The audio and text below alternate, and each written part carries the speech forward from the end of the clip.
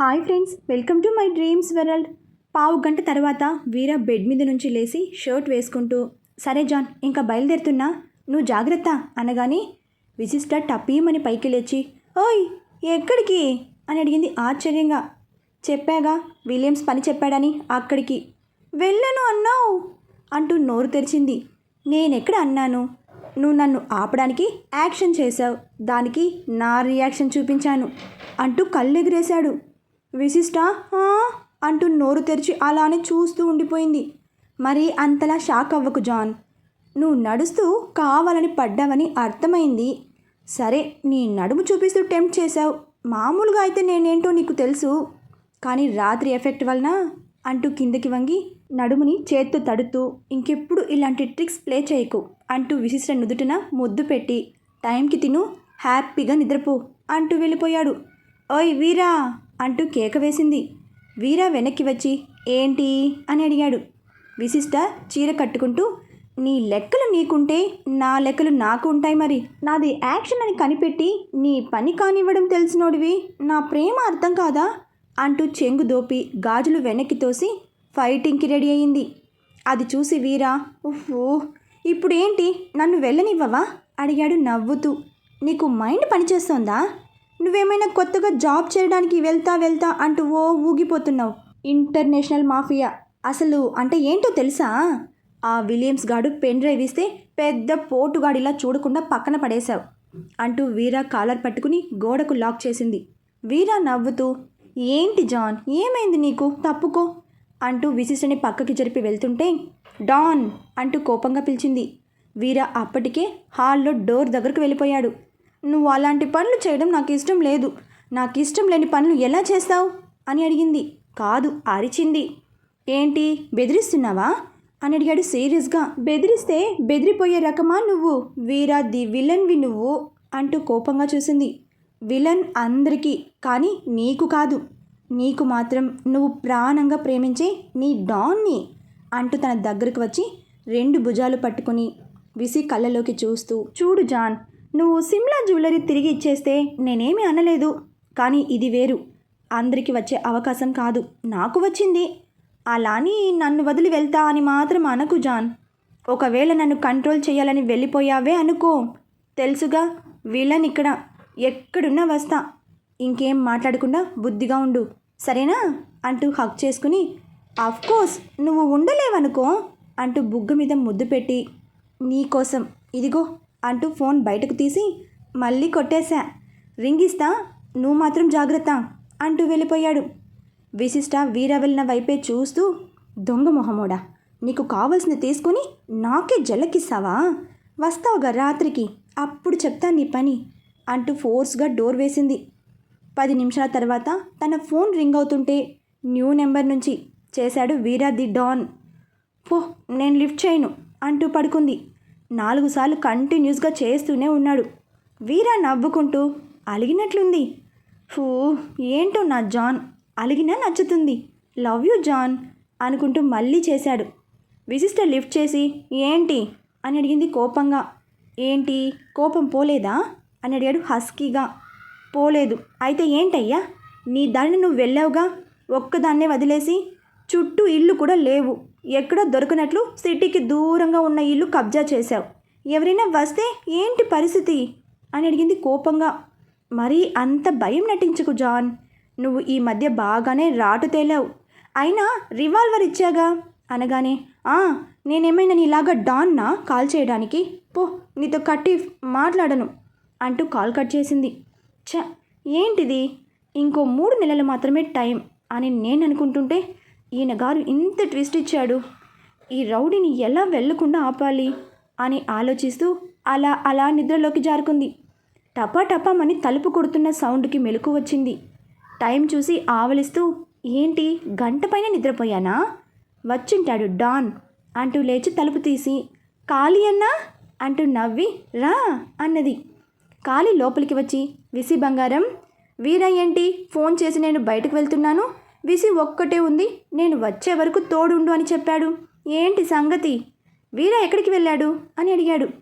Show అన్నా, నువ్వు bag సర్దుకుని రెడీగా ఉండు, ఓకేనా అంటూ వాటర్ తెచ్చిచ్చింది. కాలి వాటర్ గడగడా తాగేసి ఎక్కడికి, ముంబైయేగా అన్నాడు నవ్వుతూ. కాదు, స్విట్జర్లాండ్ అనగానే అక్కడికెందుకు అని అడిగాడు ఆశ్చర్యంగా. విశిష్ట కాలు ఎదురుగా కూర్చుని ఏం చెప్పమంటావన్నా, మీ ఫ్రెండ్ ఇచ్చిన షాక్. నీకు ఇంటర్నేషనల్ మాఫియా గురించి తెలుసా అని అడిగింది నీరసంగా. తెలుసు, ఎందుకు అని అడిగాడు కంగారుగా. మా ఆయన ఆ లిస్టులో అండర్ 30లో ఉన్న 300 మందిలో ఒకడు అంటూ బాంబు పేల్చింది. అంతే కాలి వెర్రి చూపులు చూస్తున్నాడు. చూసావా, నేను చెబితేనే ఇంత షాక్ అయ్యావు, నాకు ఇంకా డైరెక్ట్గా చెప్పాడు, నేనెంత షాక్ అవ్వాలి అంటూ బిక్కమొహం వేసింది విశిష్ట. దాదాపు 10 నిమిషాల తర్వాత నువ్వు నిజమే చెబుతున్నావా అని అడిగాడు నమ్మబుద్ధి కాక. ఓరి పిచ్చిన బ్రదర్, సంవత్సరం క్రితం ఒకడు నేను వీరాతో మాత్రమే డీల్ చేస్తా అంటూ ఎగ్గేసుకుంటూ వచ్చాడు, గుర్తుందా అని అడిగింది. విలియమ్స్ అన్నాడు కాలి గుర్తు చేసుకుంటూ. వాడే, ఆ సచ్చినోడే ఈయన గారిని తీసుకెళ్ళి అక్కడ సెట్ చేస్తోంది అంటూ కొరకొరా చూసింది. కాలి పైకి లేచి అటు ఇటు తిరుగుతుంటే, ఓ అన్నా, ఎందుకు అలా తిరుగుతున్నావు అని అడిగింది ఆశ్చర్యంగా. మేము ఏదో లోకల్గా కబ్జాలు గట్రా చేసుకునే రౌడీలం. సరే, కొంచెం హై లెవెల్ అని దొంగతనాల్లోకి దిగాము, అది వేరే విషయం అనుకో. మరీ నేషనల్ కూడా కాదు, ఇంటర్నేషనల్ మాఫియా. వాయమ్మో విసి, ఏంటిది? అసలు వీర ఏం చేస్తున్నాడు? ఎంత ప్రమాదం వైపు అడుగులు వేస్తున్నాడు అని అడిగాడు కంగారుగా. అదే కదా నా బాధ అన్నా, నాకు విన్నప్పటి నుంచి ఏం అర్థం కావడం లేదు, మెంటల్ ఎక్కుతోంది అన్నది బాధగా. మరి నువ్వు చెప్పలేదా ఇలాంటివి వద్దని అని అడిగాడు. అబ్బో, అక్కడికి మీరేమైనా మంచి పనులా చేసేవి? దొంగతనాలు, కబ్జాలు, స్మగ్లింగ్. మీ ఫ్రెండ్ ఇప్పుడు తనకి ఏదో ప్రమోషన్ వచ్చినట్లు ఫీల్ అయిపోతున్నాడు. అది నిజమేలే, కానీ అది ఇంకా డేంజర్ కదా. వెళ్ళడం వరకే మన చేతుల్లో పని, తిరిగి రావడం మన చేతుల్లో ఉండదు అన్నాడు సీరియస్గా. అందుకే వెళ్ళకుండా ఏదో ఒకటి చెయ్యాలి, కానీ ఏం చెయ్యాలి? నేను ఏం చేసినా తను వినడు. పోనీ కొన్ని రోజులు తనకి దూరం ఉండి బెదిరించు, అక్కడికి వెళ్ళేటట్లయితే నేనింక నీకు కనిపించను అని అనగానే, మా బంగారమే, ఏం చెప్పావు? సూరజ్ అంకుల్ నన్ను కిడ్నాప్ చేసినప్పుడు ఏమైందో ఓ తూరి గుర్తు చేసుకో అనగానే కాలి ఐమూలుగా చూశాడు. వీరా సమీర్ ఇంట్లో ఫర్నిచర్ ధ్వంసం చేయడం, సూరజ్ అంకుల్ విల్లాలో వీరంగం చేయడం గుర్తొచ్చి కళ్ళెగరేస్తూ వద్దులే అన్నాడు కామ్గా. నేను ఏదో పెద్ద పుడింగిలా మాట ఇచ్చా, అన్నీ మాన్పించి వీరాని ఓ రేంజ్లో చూపిస్తా అంటూ నోరు జారింది. అంటూ కాలి వెంటనే, ఏమన్నావు? మాట ఇచ్చావా? ఎవరికి అని అడిగాడు ఆశ్చర్యంగా. విశిష్ట తడబడుతూ, అంటే అన్నా, అది మా నాన్నతో శపథం చేశా అని అంటుంటే, లేదు విసి, నాకు ముందు నుంచి డౌటే. అసలు ఎందుకు నువ్వు ఇష్టం లేకపోయినా వీరాతో ఉంటున్నావు? ఆ రోజు నాతో పోట్లాడావు, మీ ఫ్రెండ్ ఎందుకు ఇలా ఉన్నాడు, అసలు మనిషేనా, పక్కన వాళ్ళ ఫీలింగ్స్తో పని లేదా అన్నావు, గుర్తుందా? అన్నది కామ్గా. అప్పుడు నేను వీరా గతం చెప్పి, ఏది ఏమైనా వాడికి నువ్వంటే ప్రాణం, వాడిని విడిచి వెళ్ళకు అని చెప్పానా లేదా అని అడిగాడు. గుర్తుంది అనగానే, అసలు విసి, నా మనసులో మాట చెప్పనా? వాడు నేను బలవంతంగా పెళ్లి చేసుకున్నప్పుడు, పోనీలే మా వీర తన లైఫ్లో తను ఇష్టపడే అమ్మాయి వచ్చింది అని సంతోషించా. కానీ నువ్వు మాతో అన్ని ఊళ్ళు తిరుగుతుంటే అప్పుడు అనిపించింది మేము ఎంత తప్పు చేశామో అని. పాపం, నువ్వు ఎంత గొప్పింట్లో పుట్టావు, కానీ మాతో అలా వస్తుంటే ఎందుకు విశిష్ట అలా వస్తోంది అని ఎన్నోసార్లు అనుకున్నాను. ఇప్పుడు చెప్పు విసి, ఎందుకు నువ్వు వీరాని నీ భర్తగా అంగీకరించావు? ఏదో బలమైన కారణం ఉండే ఉంటుంది అన్నాడు సీరియస్గా. విశిష్ట పైకి లేచి, నిజమే అన్నా, నేను వీరా నుంచి దూరంగా వెళ్ళిపోవాలని అనుకున్నాను. ఒకసారి వెళ్ళిపోయాను కూడా, సుబ్బు అన్న హెల్ప్తో అన్నది. తెలుసు, నాకు సుబ్బు చెప్పాడు. ఏదో ఫోన్ రావడంతో వెనక్కి వచ్చావని కూడా చెప్పాడు. ఇప్పుడు చెప్పు విసి, ఏమైంది? ఎందుకు వెళ్ళిపోయి మళ్ళీ తిరిగి వచ్చావు? వీరాని ఏం చెయ్యాలని నీ ప్లాన్ అని అడిగాడు కోపంగా. రండమ్మా రండి, రండి బాబు రండి, మీరంతా ఆత్రంగా ఎదురు చూస్తున్న సన్నివేశం మీకోసమే. జోకులేయకు, మీ ఫ్రెండ్ని ఎవరైనా ఏం చేస్తారు? చేయగలరా? ఆయన తలుచుకుంటే ఏదైనా చేస్తాడు అని విశిష్ట అనగానే, టాపిక్ మార్చుకు విసి, చెప్పు. నేను ఎన్ని రోజులుగానో అడగాలి అనుకున్నది, అసలు నువ్వెందుకు వీరాని ఇష్టపడుతున్నావు? ఇదంతా నాటకమైతే కాదు కదా అని అడిగాడు. విశిష్ట కోపంగా చూసి, ఇంకో మాట తప్పుగా మాట్లాడితే అన్నా అని కూడా చూడను. నాటకం ఎందుకు? అసలు ఎలా అనుకుంటారు? ఇప్పుడేంటి? నేనెందుకు వీరాని విడిచి వెళ్ళలేదు అదేగా మీకు తెలియాలి. ఎందుకంటే తను మా బావ కాబట్టి అన్నది. మనోళ్ళు లోపల డ్యాన్స్ వేసుకుంటున్నారు. కాలి ఆశ్చర్యంగా, ఏమంటున్నావు విసి? వీరా మీ బావనా అని అడిగాడు. మా అత్త తెలుసు కదా, తన పెద్ద కొడుకు రామ్ ఎవరో కాదు, మీ ఫ్రెండ్ వీరానే అన్నది సీరియస్గా. కాలి గడగడ వాటర్ తాగి, లెంత్ ఎక్కువైనా పర్లేదు, వివరంగా చెప్పు విసి. నాకు ఆవకాయలో పాయసం కలుపుకుని తిన్నట్లుంది నువ్వు చెప్పేది వింటుంటే అన్నాడు. చెప్తా. అసలు వీరానే రామ్ అని ఎలా తెలిసిందో విను. ఆ రోజు పెళ్లిలో ఆయన తాళి కట్టగానే మా అత్త కోపంగా ఆయన షర్ట్ పట్టుకుంది. ఇదే నేను మిమ్మల్ని గుర్తుపెట్టుకోమంది. ఇక్కడి నుంచి మన వేలో వెళ్దాం. సుచిత్ర కోపంగా వీర షర్ట్ పట్టుకుని బలంగా కిందకి తోసింది. ఆ ఫోర్స్కి వీర కింద పడతాడు. తన షర్ట్ 2 బటన్స్ ఊడిపోయి గుండె పైభాగం కొంచెం కనపడుతుంది. అప్పుడు తాతయ్య తను చూసింది షాక్ అయి వెంటనే జానుకి చెప్పాడు. అది చూసి జాను ఇంకా ఆశ్చర్యపోతుంది. ఆ తర్వాత విశిష్టతో మాట్లాడటానికి తీసుకెళ్తారు ఇద్దరు. వీరాని మార్చమని, ప్రేమకి అంత పవర్ ఉందని కన్విన్స్ చేస్తారు. అలా డిజైనర్ పాప డాన్ బాబుతో వస్తుంది. ఫస్ట్ తనకి వీర అంటే కోపం, అసహ్యం ఉండేవి. హైదరాబాద్ నుంచి పొల్లాచి, అటు నుంచి సిమ్లా తీసుకెళ్లడంతో తనని భార్యలాగా కాకుండా ఏదో వస్తువులాగా ట్రీట్ చేస్తున్నాడని ఇంకా కోపం పెరిగిపోయింది వీరా మీద. దానికి తోడు రవిని చావగొట్టి చావు అంచుల వరకు పంపాడనే కోపం కూడా. అందుకే సిమ్లాలో ఒకరోజు సుబ్బుతో, సుబ్బు అన్న, నువ్వు నాకు ఒక హెల్ప్ చేయాలి అని అడిగింది. చెప్పు, ఏం చెయ్యాలి? అన్నా, నేను ఇక్కడి నుండి వెళ్ళిపోవాలి, అందుకు నీ హెల్ప్ కావాలి అని అడిగింది. వెళ్ళిపోవడానికి హెల్ప్ అవసరం లేదు, తప్పించుకోవడానికి అని చెప్పొచ్చుగా అన్నాడు వెటకారంగా. అదేలే, కానీ వీరాకి తెలియకుండా వెళ్ళిపోవాలి. అవును, కాళీ సింహాలని కాకుండా నన్నే ఎందుకు అడుగుతున్నావు అని అడిగాడు ఆశ్చర్యంగా. ఎందుకంటే కాళీ అన్నకి 90%, సింహానికి 60% అయినా వీరా అంటే ఇష్టం, అభిమానం ఉన్నాయి. కానీ నీలో అవి ఏ కోసాన లేవు అంటూ కళ్ళు తిప్పింది. అబ్బో, కరెక్ట్గానే చెప్పావు, కానీ నీకు హెల్ప్ చేస్తే నాకేంటి? అసలు ఎప్పటికైనా వీరాకి ఈ విషయం తెలిస్తే నన్ను బ్రతకనివ్వడు, అది తెలుసుకో. అందుకే ఇంత అని ఎంతో కొంత అమౌంట్ ఇచ్చుకో, హెల్ప్ చేసి పెడతా అన్నాడు. సరేనంటూ తన చేతికి ఉన్న గోల్డెన్ బ్యాంగిల్ ఇస్తూ, నా దగ్గర అంత అమౌంట్ లేదు, దీని వాల్యూ దాదాపు 2 లక్షలు ఉంటుంది అనగానే సుబ్బు ఆ గాజు తీసుకుని వీరా అండ్ కో లేని టైం చూసి విశిష్టని తీసుకుని రైల్వే స్టేషన్కి వెళ్ళాడు. టికెట్ కూడా కొన్నాడు. ఇంకో అరగంటలో ట్రైన్. సరిగా అప్పుడే విశిష్టికి కాల్ వచ్చింది ఫ్రమ్ అన్నోన్ పర్సన్. హలో అంటూ ఆ నేమ్ పలకడం సుబ్బు విన్నాడు. విశిష్ట తనతో ఫోన్ మాట్లాడి సంతోషంగా జానుకి ఫోన్ చేసింది. బామ్మ, నువ్వు చెప్పింది నిజమే, అతను ఆ రోజు రవిని కొట్టలేదు, అంతేకాదు మన ఆఫీస్కి వచ్చి గొడవ చేసింది, మన ఇంటికి వచ్చి బెదిరించింది కూడా తన మనుషులు కారంట అంటూ ఆనందంగా చెప్పింది. అది నేను ఎప్పుడో గెస్ కొట్టానే మనవరాలా అన్నది జాను నవ్వుతూ. ఎలా అని అడిగింది ఆశ్చర్యంగా. ఎందుకంటే ఏదైనా ఫేస్ టు ఫేస్ మన బ్లడ్లోనే ఉంది, దొంగ దెబ్బలు తీయడం మనకి తెలియదు అనగానే అర్థం కాలేదు, ఏం మాట్లాడుతున్నావు నువ్వు అని అడిగింది ఆశ్చర్యంగా. వీరా ఎవరనుకుంటున్నావు? మీ బావ, సుచి పెద్ద కొడుకు శ్రీరామ్ దేవ్ అన్నది నవ్వుతూ. విశిష్టకి షాక్. 1 నిమిషం అలాగే ఉండిపోయింది. విసులు, ఉన్నావా అని అడిగింది కంగారుగా. ఏంటి బామ్మ నువ్వు చెప్పేది? తను మా బావ, చిన్నప్పుడే చనిపోయాడని అంటూ ఆగిపోయింది విశిష్ట. లేదు విసి, వాడు బ్రతికే ఉన్నాడు. ఆ రోజు నీ పెళ్లిలో జరిగిన గొడవలో సుచి తనని తోసినప్పుడు తన గుండె మీద ఒక గుర్తు, స్వస్తిక్ గుర్తు. సురేంద్రకి సిద్ధుకి కూడా సేమ్ ఉంటుంది.